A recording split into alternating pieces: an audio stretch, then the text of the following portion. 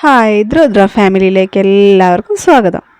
ഇന്ന് പറയാൻ പോകുന്നത് നമ്മളെ വീട്ടുമുറ്റത്തുള്ള അനാവശ്യമായിട്ട് വളരുന്ന പുല്ലുകളൊക്കെ എങ്ങനെ നമുക്ക് അധികം ചിലവില്ലാതെ, അധികം നല്ല ഒട്ടും ചിലവില്ലാതെ എങ്ങനെ അത് ഉണക്കി കളയാമെന്നുള്ളതാണ് നോക്കാൻ പോകുന്നത്. ഒന്നുമില്ല കേട്ടോ, സിമ്പിളാണ്.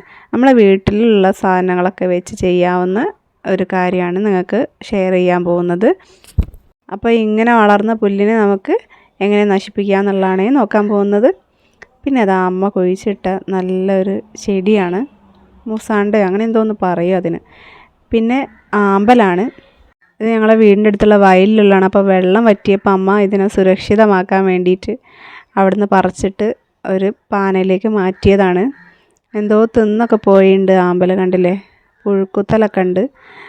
അപ്പം നല്ല രസമായിരുന്നു, ഒരുപാട് ഉണ്ടായിരുന്നു കേട്ടോ. ഇപ്പം വെള്ളം വറ്റിയതിന് തുടർന്നിട്ട് അതൊക്കെ കരിഞ്ഞ് വാടിപ്പോയതാണ്. അപ്പം ഉള്ളതിനെ അമ്മ എന്ത് ചെയ്തു, പറിച്ചിട്ട് പിഴുതെടുത്തിട്ട് ഇങ്ങോട്ടേക്ക് പാനയിലേക്ക് മാറ്റിയതാണ്. അപ്പം ഇതാണ്, ഇവിടെയാണ് വയലിലെ വെള്ളമൊക്കെ വറ്റി.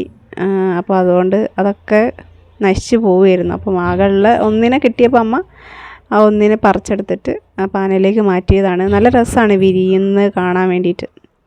ഇനി നമുക്ക് പുല്ല് ഉണക്കാനുള്ള മരുന്ന് എങ്ങനെ ഉണ്ടാക്കാൻ നോക്കാം. ആദ്യം കുറച്ച് വെള്ളം എടുക്കുക. ഞാനിവിടെ കുറച്ച് വെള്ളം എടുക്കുള്ളൂ, നിങ്ങൾക്ക് കാണിച്ചു തരാൻ മാത്രം വേണ്ടിയിട്ടാണ്. നമുക്ക് പുല്ലുള്ളതിനനുസരിച്ച് എന്താക്കാം, വെള്ളം എടുക്കാം. എന്നിട്ട് അതിലേക്ക് നമുക്കൊരു കരണ്ടി സോപ്പും പൊടി ഇട്ട് കൊടുക്കാം. ഏത് ബ്രാൻഡിൻ്റെ സോപ്പും പൊടി ആയാലും മതി കേട്ടോ. അപ്പം ഒരു കരണ്ടി നോക്കിയിട്ട് എടുക്കുക. നമുക്ക് കൂടുതൽ വെള്ളം എടുത്താൽ അതിലേക്ക് നമ്മൾ കൂടുതലായിട്ട് ഇട്ട് കൊടുക്കുക. പിന്നെ അടുത്തത് വേണ്ടത് കല്ലുപ്പാണ് കേട്ടോ. അപ്പോൾ എല്ലാവരുടെ വീട്ടിലും കല്ലുപ്പ് എന്തായാലും കാണും. ഈ രണ്ട് സാധനങ്ങളും കാണും, സോപ്പും പൊടി ഉണ്ടാവും, കല്ലുപ്പും ഉണ്ടാവും. അപ്പം നമ്മൾ കല്ലുപ്പും അത്യാവശ്യത്തിന് ഇട്ട് കൊടുക്കുക. ഈ കല്ലുപ്പും പൊടിയപ്പും കൂടിപ്പോയാൽ പ്രശ്നമൊന്നുമില്ല കേട്ടോ, ഒരു പ്രശ്നമില്ല. പക്ഷെ കുറഞ്ഞു പോകരുത്, നമ്മളിടുന്നത് അളവ് കുറഞ്ഞു പോകാൻ പാടില്ല.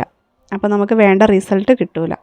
എന്നിട്ട് നന്നായിട്ട് ഇത് രണ്ടും, സോപ്പും പൊടിയും കല്ലുപ്പും നന്നായിട്ട് മിക്സ് ചെയ്യുക.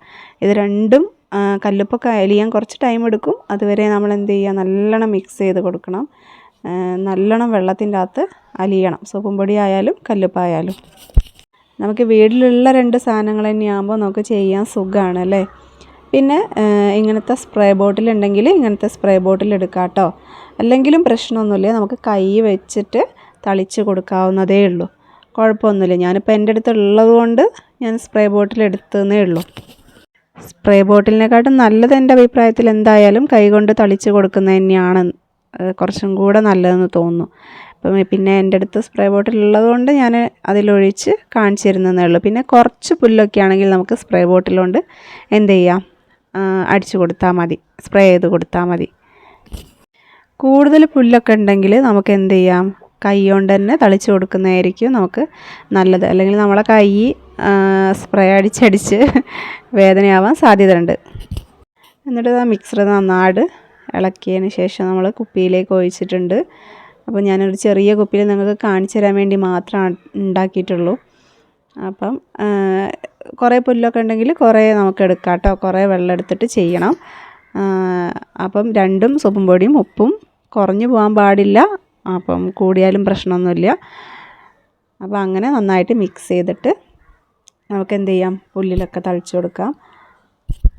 പ്രത്യേകം ശ്രദ്ധിക്കുക, നന്നായിട്ട് മിക്സ് ആവണം കേട്ടോ. വെള്ളത്തിൽ നന്നായിട്ട് സോപ്പും പൊടിയും ഉപ്പും നന്നായി അലിയണം, എന്നാലേ നമ്മൾ ചെയ്യുന്നതിനൊരു കാര്യം ഉണ്ടാവുള്ളേ. പിന്നെ അതാ ഞാൻ പുല്ലിൻ്റെ അടുത്ത് വന്നിട്ട് ഞാൻ അടിച്ചു കൊടുക്കുകയാണ്, സ്പ്രേ ചെയ്ത് കൊടുക്കുകയാണ്. അപ്പോൾ നിങ്ങളെ കാണിച്ചു തരികയാണ് എങ്ങനെയാണ് സ്പ്രേ ചെയ്യുന്നതെന്ന്. അപ്പോൾ ഇങ്ങനെ സ്പ്രേ ചെയ്ത് കൊടുക്കുക.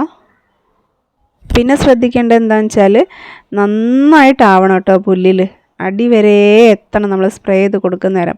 അപ്പോൾ കുറച്ച് പുല്ല്, ഞാൻ നേരത്തെ പറഞ്ഞ മാതിരി കുറച്ച് പുല്ലുള്ളവർക്ക് സുഖമാണ്, സ്പ്രേ ബോട്ടിലാക്കിയിട്ട് എന്ത് ചെയ്താൽ മതി, സ്പ്രേ ചെയ്താൽ മതി. ഇതുപോലെ കട്ടിപ്പുല്ലുകളൊക്കെ ആണെങ്കിൽ നമുക്ക് എന്ത് ചെയ്യാം, കൈ കൊണ്ട് ആക്കുന്നതായിരിക്കും കൂടുതൽ നന്നാവുക. ഞാൻ പിന്നെ തൊട്ടാവാടീൻ്റെ മേലേക്ക് അടിച്ചു കൊടുക്കുകയാണ്. അതപ്പം തന്നെ വാടി, തൊട്ടാവാടി പിന്നെ നമ്മൾ എന്ത് തൊട്ടാലും വാടുമല്ലോ. അപ്പം അവിടേക്ക് അടിച്ചു കൊടുത്തിട്ടുണ്ട്.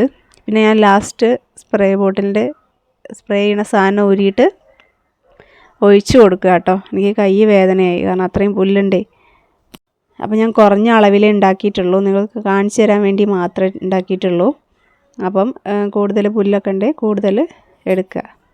നല്ല വെയിലുള്ള സമയത്ത് ചെയ്യാൻ നോക്കുക കേട്ടോ. അതാ ലാസ്റ്റ് ഞാനൊരു 15 മിനിറ്റ് ആയിട്ടേ ഉള്ളൂ അടിച്ചിട്ട്. അപ്പോഴേക്ക് കണ്ടോ വാടി നിൽക്കുന്നത് കണ്ടോ പുല്ല്. അപ്പോൾ കുറച്ചും കൂടെ ഒരു 3 മണിക്കൂറൊക്കെ ആവുന്ന സമയത്ത് എന്ത് ചെയ്യും, ഇത് നന്നായിട്ട് വാടിപ്പോയിക്കോളൂ കേട്ടോ. അപ്പോൾ എല്ലാവരും ഒന്ന് ചെയ്ത് നോക്കുക. വീഡിയോ ഇഷ്ടമായാൽ ലൈക്ക് ചെയ്യുക, ഷെയർ ചെയ്യുക, കമൻറ്റ് ചെയ്യുക, സബ്സ്ക്രൈബ് ചെയ്യുക.